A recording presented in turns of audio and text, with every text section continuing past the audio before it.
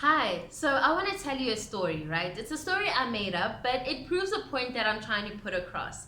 So there were these two boys, and they decided they wanted to go to university. So they left home, and they both grew up Christian, right? But when they got to varsity, one was like, I don't care about this anymore. And the other was like, you know what? My parents raised me in this way, and I'm going to stick with it. And now the one who was decided to be Christian was always like to the other one, come back and do your thing. And the other one's like, but I get life so much more now. Why should I be there? And the other one who was Christian was kind of becoming resentful. Well, not resentful in a bad way, but he was like, okay, you know what? Fine, I will leave you. And 10 years later, they meet. So I want you to just think for a minute. Who became more successful? The one who was like, I don't need this, peace, I'ma do things my way, or the one who stayed in the system? And the answer is none of them made it. Well, it depends on what you call making it. Because the one who follows the Christian system might have now made it in the sense that he has a right to tell people what the Bible says, what the Bible doesn't say. He has a right to say how people should dress and how they shouldn't dress. And the one who is on the other side might say, I'm successful because I am rich now, I am popular, I'm living the dream. But the truth of the matter is, it doesn't matter if you don't know God.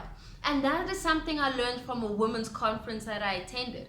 It's a matter of, it blew my mind because you don't see it, but then it is easy to become that kind of Christian who's like, you know what, no, I don't believe in that. I don't believe in that. And why is she dressed that way? Why is she talking that way? Ah, no, I'm holy. I'm fine. I mean, look at my life. Look at her life. But that's not how it is. That's not how life is. Our job is to love. Our job is to go out there and inspire. So remaining in a system and, following a list of rules is not why Jesus came. He came to give us life and life in abundance.